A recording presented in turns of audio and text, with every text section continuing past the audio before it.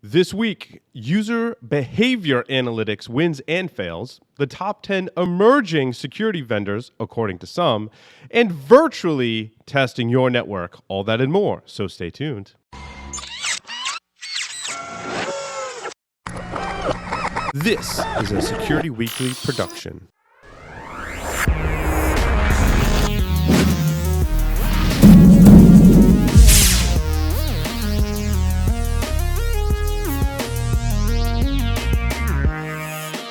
Brought to you by IT Pro TV, an easy, entertaining approach to online IT training. IT Pro TV offers 1,000 hours of up-to-date, high-quality video training content. Course topics include certified cloud security professional, ethical hacking, cryptography, and VMware. You can stream their courses live or on demand to your mobile device, all for one low monthly subscription price and cancel at any time. Visit itprotv.com/hacknaked to upgrade your brain with the most popular IT certifications. Visit itpro.tv/enterprise security to upgrade your brain with the most popular IT certifications. Use the code ES30 for a free 7-day trial and save 30% off for life.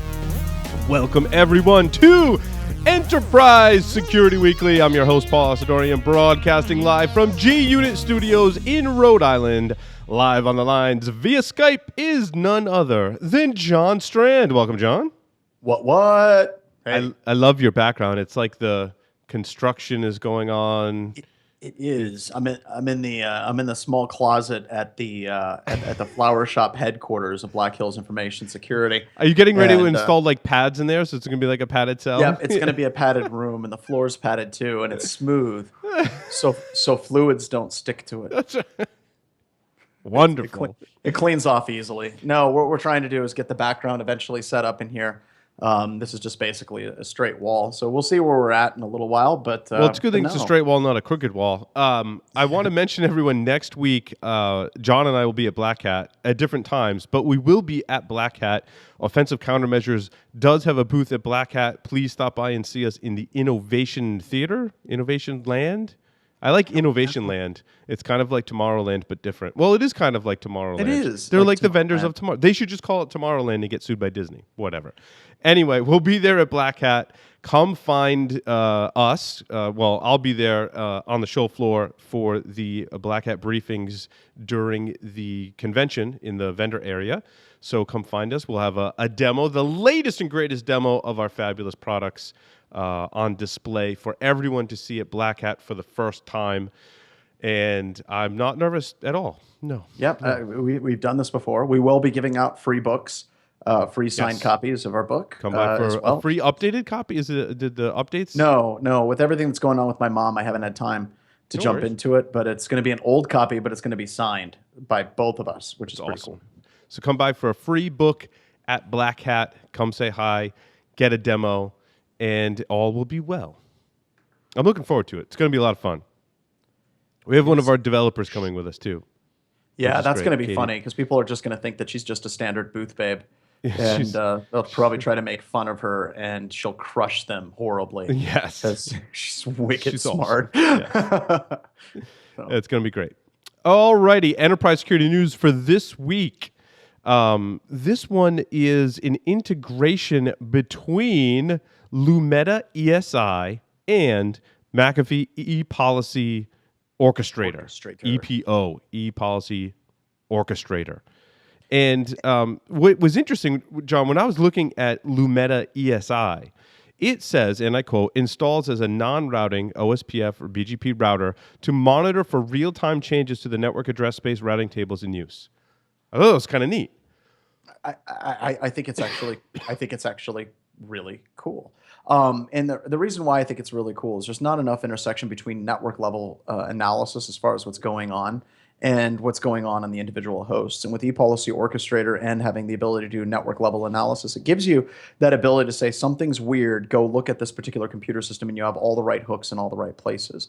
So it's absolutely just very, very, very cool. I also like the Lumeta product, taking a look at what they actually have. And as far as like the main plugin features, is it talks about ESI only IP addresses. These would be IP addresses that ESI knows about but aren't in McAfee ePolicy Orchestrator. Now, why would you care about that? These would be hosts that are no longer in compliant. They're systems that don't have the security software protecting them. These would be like rogue devices or those devices that things miss. ePolicy Orchestrator and ESI managed IP addresses that show up in both. That means they're being managed, they're being watched from a network perspective and from a host level perspective. ePolicy Orchestrator only IP addresses. Now that means that you have a network segment that ESI does not see, and you want to get that visibility in place. So those are really, really cool views. And if anything does go weird, then you have the ability to actually drill in on those specific network segments or on those specific hosts to get that better visibility. So I think this is actually pretty cool. This is one of those announcements that actually makes sense, right? It does. It's relevant. Yeah, I thought There's the same not a whole thing. bunch of buzzwords. It's just like, hey, this is actually a good announcement. And they have details in the sheet explaining what the hell it does and what you get out of it. And I've heard good things about EPO for what it's worth. Yeah, from centralized management, absolutely. Yeah. So that's I like that we find some news items that we're not like barfing all over the press release because it's just marketing jargon and we still have no idea what they were saying. Yeah, and that one's great because they get to the point. They have their marketing jargon, but they actually clearly define their problem statement, and they clearly define how they address that problem statement. And this marketing person should be patted on the back for it. In other news, SafeBreach, which is, I find their philosophy interesting, and John, I can't wait to hear your take on this, but SafeBreach just got $15 million in Series A funding. And just a little background about SafeBreach. In 2014, it was founded and serves as a virtual hacker of sorts, generating war games to analyze the impact of attacks on a company's systems and efficacy of its defenses.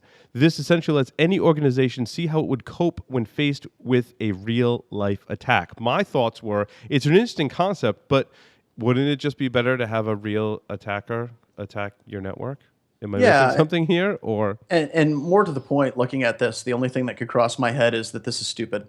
I tried really hard to dig into what SafeBreach does, and as I dug more, it just kept on reading derp, derp, derp, derp, derp, derp, derp, derp, derp, derp. This is stupid. And this is our expert industry analysis, folks. The reason why you come here to Security Weekly is to hear it from security professionals, and you heard it here first. This is stupid. Yeah, and these investors that put in it. Let's see, Sequoia Capital and Shlomo Kramer. Okay, you guys just burnt your money. That's great. That's your call, whatever. Some people like to donate it to charity and buy nice cars. Other you people burn like it to on invest in stupid security firms. So let me go through this and let me kind of explain why this is dumb. And mind you, I'm a pen tester, and this is what we do for a living. And it's kind of funny whenever I get into arguments with customers like these.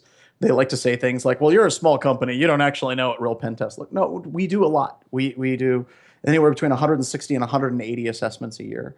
And if you go through the DERP on SafeBreach's website, they talk about simulators to play the hacker. Okay, hackers aren't simulatable. I mean, the whole concept between a targeted attacker is a targeted attacker is going to learn what your network actually has, is going to actively exploit those, and they're going to learn what your network does. And you're not just going to simply scan for 08067, try to exploit 08067, and then gain entry to the network. And I know that they'll come back and be like, well, we do way more than that. No, most of these products are the equivalent of scanning for reds or purples and then trying to take advantage of those reds or purples. And a good pen tester or a good hacker will not just stay on the reds and purples trying to get into an organization. They maybe do spear phishing emulation. Well, that's fantastic. Core Impact has been doing that for a long time and doing it very, very, very well. Not to mention there's open source alternatives to phishing and free alternatives as well in that realm. Now, don't get me wrong. I seriously believe that SafeBreach does have a marketplace. Unfortunately, that marketplace is for stupid people that believe somehow. I'd like to apologize to SafeBreach customers and SafeBreach as a vendor. If you'd like to reach us for comments, I would strongly recommend that you email Paul at securityweekly.com, not you're John. Dude, you're acting nice, but you're just setting them up. So this is tough because anytime we talk about any type of automation, if we talk about automating hunt team, that's not going to work. If we're trying to automate penetration testing, that's not going to work. We're trying to automate malware defenses in AV, that's not going to work. This crap has been tried for 15 to 20 years, and it is a failed technology. And we talk to a lot of CEOs, and that's why I say that there's a marketplace for it, because people are looking for the easy button. And as Paul coined the phrase, every time you hit the easy button, God deploys another bot on your network. And I think that that's absolutely true. So there is a market for people out there that say, well, I can't invest in people. I want to invest in technology because I don't believe in my people. So I'm going to spend hundreds of thousands of dollars on technology rather than spending a few $100,000 on people that know what they're doing. Then you're going to miss the boat. And John, congratulations, you're going to be in the newspaper. I firmly believe that the term automate is oversubscribed kind of term, and people don't understand, because when I apply it to, let's say, systems administration and patching, and having been a systems administrator for a good number of years, that's what we did, is we automated things. But there was a team of people who were automating things. So automate doesn't mean that like there's a big button and anyone can just go hit the big button. And sure, we created lots of buttons for ourselves, but it takes a team of people to get these complex systems and software and network working together, where when you say automate, you're automating pieces, and the operations teams or security teams are putting all of those pieces together. So I think we really need to be careful with the term automate, because people equate it to, well, I'm just going to drop this in my network and it's going to do what I need and I'm going to be done and I don't have to do anything ever again because it's automated. Yep. That's not how it works. And that you need to be looking at things differently, right? Automation assists the human in trying to find anomalies and trying to find something. Automate doesn't mean replacing the human being. We're nowhere near that. So anytime we see artificial intelligence and neural networks and neural mesh, it's marketing crap predominantly. And very few products actually fit that mold and actually being that type of intelligent when we're talking about automation.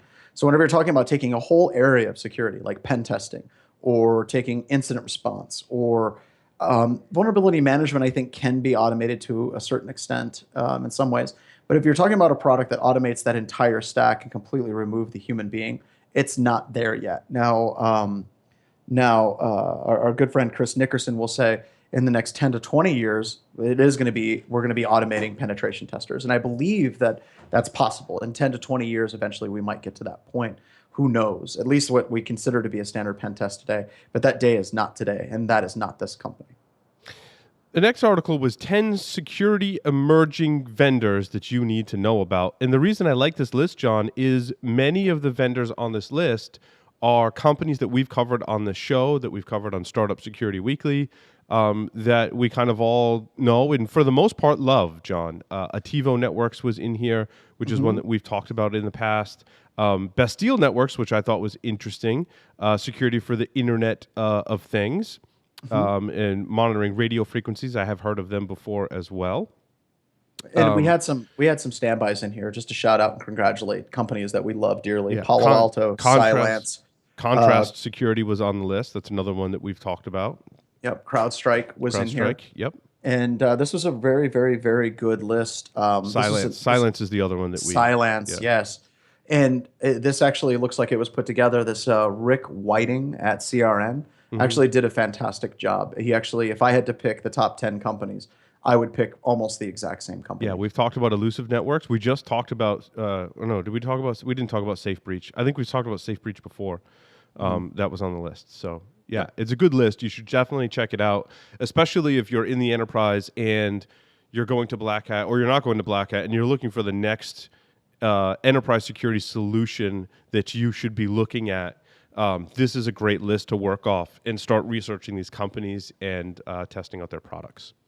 Yep, absolutely. I like it because they did all like the hard work for us, so we can just point people to the link. Yeah, maybe they're listening to the maybe they're listening to the podcast and they're like, well, we're going to go with these companies. That's right. If that's the case, you're welcome. But I'm not sure if that's what they did, because this was very well put together. So Niara claims to apply behavioral analytics to identify ransomware attacks sooner. I'm really not quite sure how this works. I'm not sure how user behavioral analytics, which I think is it's one of the top emerging areas in security today, according to some. I happen to agree. I think Rapid7 has always done it pretty well with user UBA. insight. Yep. And then what's it called now? It's user behavioral analytics. Yes. UBA. Yeah. So, I mean, they've always done a great job with it. I was impressed with that. I think they were one of the leaders in the market, and a lot of other companies have done really well. And when I talk to investors, they say this is one of the hot areas that they're looking in, and they've, in fact, some have invested in these companies already. But I'm not sure. And John, you and I have had this conversation because we don't do user behavior analytics, but we do analytics of data on the network. And we're like, how do we apply this to ransomware? And at the end of the day, we're like, Well, I did some digging, and so basically, whenever ransomware hits a system, we have one of our previous customers that we've had years past that has users that just can't stop clicking links and opening attachments, and they've been hit a couple of times. And what it's looking for is whenever you have a workstation or a user account that all of a sudden is making a large amount of SMB traffic requests to a file print server, it can identify that as abnormal. Now, it's not necessarily ransomware. It could be some attacker that is now trying to pull down all the files on the system, and that happens too. But ransomware goes through and it'll look at all the different files and folders that are available and try to encrypt those.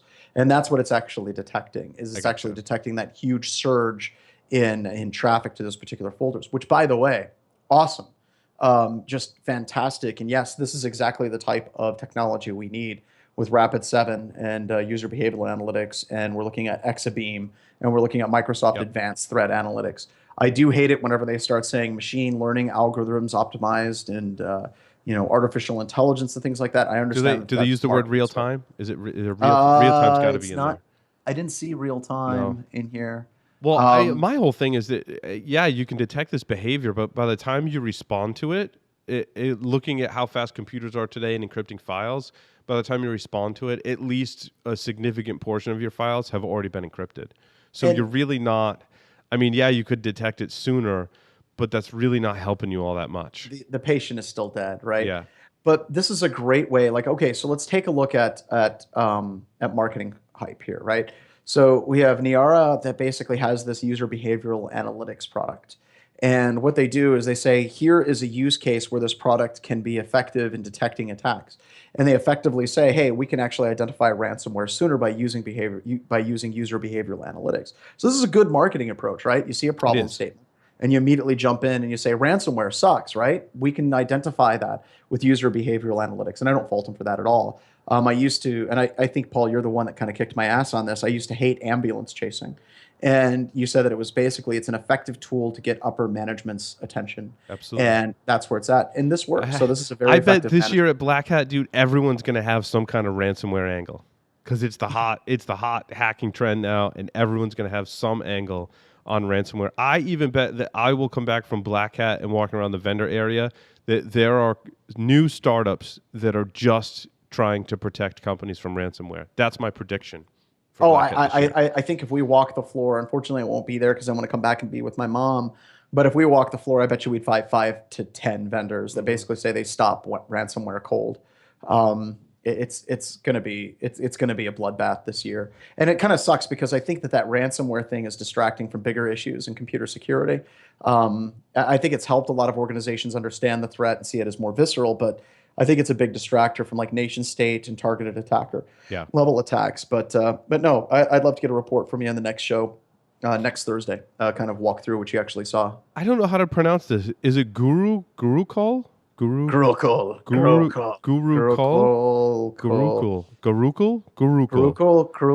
I kept on thinking it was like curl. So this whole entire time I'm reading this article, this is just a command in Unix, right? I just run curl. It's Goo curl. It's a Google curl. That's what it is. It's a Google. Well, anyway, their ability is to provide Okta not privileged identity management, but two-factor authentication identity management. Company, by the way, great company. The Google provides Okta with risk scores on user access and suspicious activity via API integration, enables them to dynamically invoke adaptive multi-factor authentication. I'm going to read that again because that was just genius. This is genius. Start at the beginning and just go through it. Gurukul's ability to provide Okta with risk scores on user access and suspicious activity via API integration enables them to dynamically invoke adaptive multi-factor authentication, block access, provision and deprovision access rights, monitor for privilege access abuse, and take other measures to protect cloud applications against stolen credentials and insider threats. Wow. So we need to hunt down Rosanna at the at booth 347. There you go. We need to hunt down Rosanna, and you got to take a selfie with her. Yeah. Because so far she has came up with the marketing. Is that all one sentence? That is all one sentence. And I tell you what, that is the most awesome sentence of the year, right there. If you take out dynamically invoke adaptive multi-factor authentication, like that's pretty. That's really marketing. The rest of it actually makes sense. And I do have to say, I wholeheartedly approve of this integration. This is the kind of integration that I love to see. And because you can detect bad behavior and you can block bad behavior with this integration. And these are the integrations that I love to see, that I think our industry needs to embrace, is not just detect and not just prevent, but blend those together so that I can use Gurukul's ability to say that user's porked, and then go to Okta and say, ban this user from everything. That's awesome. All the way across. Yeah. And I think that we're seeing, moving away from the marketing hype and the tool, I think that we're going to continue to see is kind of the slow 10 to 15-year death of Active Directory. I think that this is the beginning of the end. And not necessarily just this product, but overall, if you're looking at privileged identity and access management, it no longer lives in an Active Directory forest. And Active Directory forests are being attacked so heavily by penetration testers and attackers for lateral movement that we're seeing less and less upside from Active Directory. So you're going to start seeing these kind of cloud-based identity and access management brokers being used more and more heavily as we move forward. And even Microsoft. I just love saying dynamically invoke adaptive multi-factor authentication. Like, can we say that about our product? Like, when people come to our booth, if I could say that we dynamically invoke adaptive multi-factor authentication, like, where's the check? I'm writing a check. People are going to throw money at you. It's like just gonna rain, make it rain. $5 bills in your pants. That is just an awesome sentence. What? Champagne room? No, this is RSA. This is not that kind of place. I also like down further, It says Gurukul uniquely provides a 360-degree view for identity, accounts, access, and activity for hybrid environments in one UBA platform. This is genius. So, Paul, find Rosanna. I want to meet her. I do. I want to meet her. The marketing genius is just, I'm amazed, because when I was doing product marketing, there's no way I could come up with that. There would be no way I would come up with something that awesome. No, nowhere even close. And that's just beautiful. She's a rock star. I don't even know who she is, but I'm kind of in love with her. I'll try and find her at Black Hat John and take a selfie with her just for you. And she didn't mention APT. And no, she didn't say cyber. She didn't say real time either. She said dynamically invoke. I like that. That's so much better than real time. I mean, you kind of poked fun at it, but I really think that it's beautifully written. I think dynamically invoke is an awesome term that I'm going to totally steal and use in our marketing. If we ever dynamically invoke anything, John, we're going to use that term. We're going to dynamically invoke JSON files. That's right. 360-degree view of the multi-platform cross bipartite graphs for fast Fourier transforms, and people will be like, "It's awesome." So, our patent of the week, which I didn't go actually read the actual patent, but Centrify, who's actually a privileged identity management company that we probably have not covered on the show, John, reported on Monday that they received a patent in privileged identity management. It's been assigned number 9,378,391. Provides them with a method and apparatus for creating switchable desktops with separate authorizations. I'm not sure exactly what that means, but they have a patent on it, so they're the only ones that could truly do it and tell you what it does, I guess. So let's talk Department of Defense with SABI and TSABI gateways. So back in the day, we would have Sun boxes, and those Sun boxes, and even now with like Linux computer systems, Windows not so much, and what you could do is you could have a terminal open that's in a classified realm of secret. You could have another terminal that's open up in top secret. You could have another one in SCI and another one in SAP. Now, it required different Ah, network connections to that computer if it was done correctly. Some people try to do it with VLANs, but that's a bad idea. But you could do it with actual physical plugs.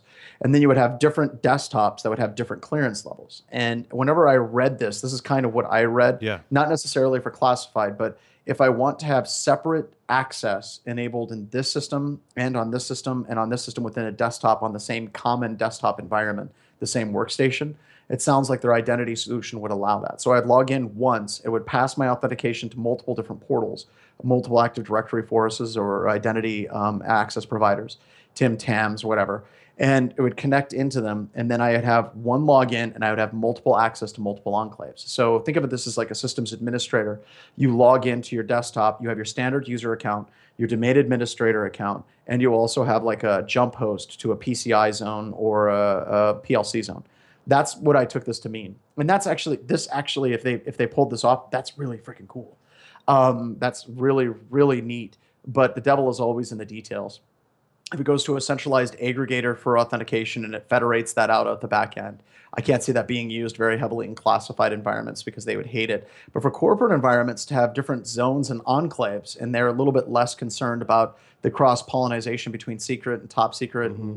and secret and below, then this would work out really, really well. Because as an administrator, if I've got multiple enclaves, I've got to log in separately to each enclave and have separate desktops for each enclave.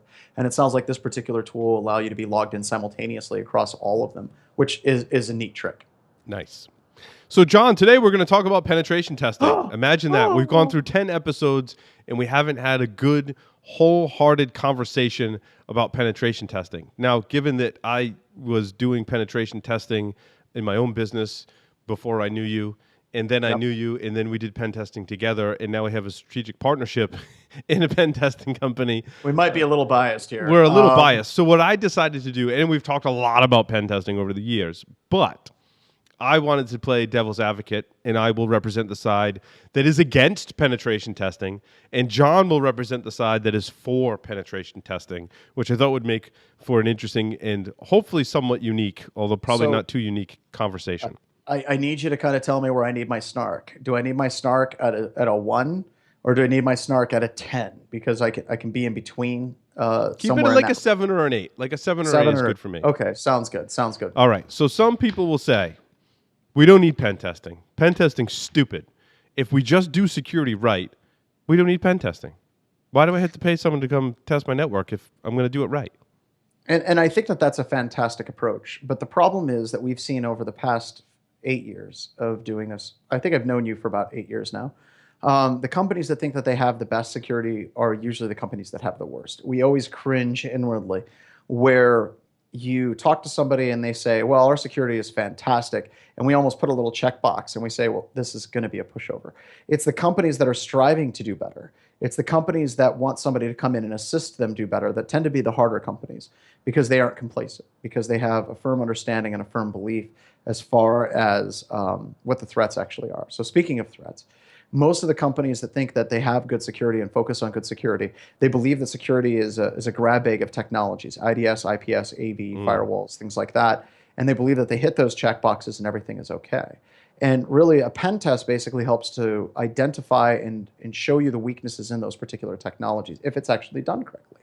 Marcus Random makes a very good point. A lot of penetration tests prove one of two things. Either you suck at security or the pen tester sucks at breaking in. And that's a poor pen test, and pen tests can do better than that. But yeah, and it also goes back to the papers that you would do back in college and in high school. You never would proofread your own paper. You would get somebody else to come in and review it because you become blind to your own weaknesses over time. So that's why that pen test is so important from that particular bullet point 1. You do actually need it. And that's why PCI, that's why HIPAA, that's why NIST, that's why DoD require it. And a lot of times, if you're in an organization and management is making that argument, that's fine. Then you basically point out and say, then why is it that all of these organizations in every compliance standard, from the SANS 20 critical controls to NIST to DICAP to DITSCAP to DoD to ISO controls, all require it? It's not just like a kind of nice; it's an absolute necessity. It's because having that second look over the shoulder is incredibly important. Now I'm going to turn the snark up to 10. If somebody says we want to focus on good security, I'll say great. Whenever you get compromised and you realize that your security was not so hot, give us a call and then we can talk then. Well, that leads me to my next point is a lot of people have that it won't happen to us. In other words, yeah, we know we've got some security problems, but we work really hard to provide security. And that big breach, it's not going to happen. No one's going to, who would want to ransomware us? Who would want to break into my systems? Do people still have this? I mean, with ransomware being so popular now, and even general malware, I largely see this not as popular, but there are still some people that hold on to the it won't happen to us philosophy. Well, I think that ransomware kind of helped break this down because it's happening to everyone, right? Everyone's getting hit. And as soon as you realize that this automated piece of malware that comes in and starts encrypting your sensitive files and it directly impacts your organization, you realize that that's actually a near miss. That was ransomware. It could have been a targeted attacker and they were set out to destroy you, like a Hacky Team in Italy or HB Gary or a Sony style breach hitting the organization. And they didn't. And that's a wake up call, right? That's an absolute wake up call. Also, psychologically, a lot of people look at things that happen and they think it can't happen to me. Like, dealing with cancer right now, a lot of people are like, well, in your head, it won't happen to you. When you're a teenager, you think that you're immortal. People do stupid things like ride motorcycles without helmets. And I know I'll get emails with people arguing this particular point. Well, I don't need to worry about it because I'm a fantastic rider and I'll never get into a wreck. And that makes perfect sense until it happens to you. And that's just kind of a human condition thing. We basically look at bad things that happen and we distance ourselves from it to think it'll never happen to us. Now, what about those that say I can do penetration testing internally? I can test my own systems. I would say absolutely do it.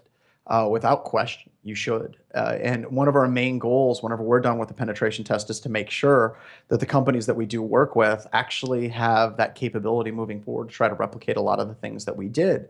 But it goes back to that graduate paper or that high school paper analogy. Eventually, you want to have somebody else look over your shoulder and just kind of double check things. And it also helps to have somebody who's a professional. Get somebody that's an English major to review your paper. It's extremely frustrating, but there's a lot of value in having someone that's very good at what they do to go through and review and double check your work just to make sure. Well, and I also find too, John, that not every enterprise has the capability to do a penetration test on everything as you grow larger, right? I think in the smaller companies, yes. When you get into very large enterprises that often do have an internal pen test team, as you well know too, John, they'll often contact penetration testing firms because they just can't get to everything. No, they just can't. And that's what we've been doing a lot of work with our larger customers. They have really solid pen testing teams of like 10, 15 people, but there's just so much that needs to be tested these days. And they bring in an outside firm to assist. And that's a different thing, but it's still a thing. This was, we talked about Safe Breach, and this is something that shows up in their marketing, which is not surprising, as I would imagine that companies like Safe Breach would identify this as a problem, and they say penetration testing breaks things. In fact, having done a lot of marketing in this field, it's one of the problem areas that will bring to light when you're trying to sell a product that doesn't break things in the same way. So I think we try and kind of give pen testing, in general, this bad reputation of, well, when you have a pen test, it breaks things. Well, and therefore, I don't want one because I don't want you to come to my network and break things. And I think that that's actually perpetrated by the pen testing community as well. Like if you look at the article Sans reposted about how to talk to attorneys whenever you're getting a penetration test, we have to be honest with people. And whenever somebody says, we want to guarantee that you will never break anything, we just can't do that. And we won't, right? We just absolutely will not. And we always let people know that that is a risk. We're almost like those commercials for like Cialis or some type of medication online where they talk about this amazing pill and they got these people that are running through fields with puppies and they're taking candlelit baths with their significant other and I love like the bathtubs on the beach, like the bathtub on the beach. But they don't show them like dragging the bathtub out there and filling it with water. No, like and the sand is perfect, right? Yeah. You don't even see footprints. Right. And they have like a glass of wine. Meanwhile, in the background, it's like, this may just absolutely give you goiter and cause you to leak uncontrollably out your butt. And people don't notice that. But as pen testers, we're constantly reiterating, it's like we can't make a guarantee that we won't break something. And if we do break something, is that ultimately a vulnerability or flaw in the penetration tester, or is that the vulnerability or the flaw in the application that crashed? Right. Most applications should be resilient to any type of testing that hits them. If it's not, then that is a poor application. And your problem isn't the pen test. Your problem is the application, because 99.99999% of the applications that are out there don't fall over when they get hit by a Nessa scan or a burp scan Right. or manual testing. So there are people that say I use a different firm every time I get a pen test so I can get different or better results. And we agree. And we're very, very specific after we're done with customers. We had a customer that came back for the third year in a row, kind of against our recommendations. We had worked with them for 2 years, and we said at this particular point, it's time for you to go to a different company. They went and they talked to other companies, and they came back to us for a variety of reasons. But whenever we basically, I don't want to say push customers off, but whenever we're done working with a customer, we recommend it ultimately goes to InGuardians, Secure Ideas, or Trusted Sec. And those are the firms that we ultimately trust. And if Dave Kennedy wins a contract and it's our next handover, in fact, we've actually had handover calls with Trusted Sec with customers where the customer says, here's Black Hills Information Security. They did the test last year. And then we're on a call with Dave and his team. And we're like, now we're moving forward and we're giving you the customer. And there's that clean transition. And that goes back and forth. Granted, they're a competitor, but at the exact same time, there's enough fish in the sea and there's enough pen testing work out there to make sure that they're done by quality firms. Now, we have seen a lot of firms that basically say, we have to get a different vendor, and they go with the pen test puppy mill. The management's like, let's go with something cheap. Right. And they do, and they're like, that sucks. And usually what happens on those years is they do the cheap puppy mill pen test. They come back and they have us do the pen test again, just to try to basically fix what was actually not done the previous time. But if it's somebody like InGuardians or Trusted Sec or Secure Ideas, yeah, we love that. That's great. You know, whenever we start circulating that through trusted penetration testing companies, then everything is okay in the world. So, John, I mean, we've talked a lot about pen testing in the past. I don't know. You want to try something different? I've been coming up with these different types of interview type questions. Sure. So You're going to ask about Ask Grabby Grabby, are you? No, I'm not actually. It's not those types of questions. It's actually not so silly questions. So I've got a group of questions on security philosophy, a group of questions about you, and then I've got security 20 questions, which we won't have time for all of them, but maybe I have 20 different security technologies, and I have a question or two about each of them. So I'm thinking that each of these could serve for a segment or maybe a new show. Who knows? But I'll pick one at random. So pick a number from 1 to 10. How about that?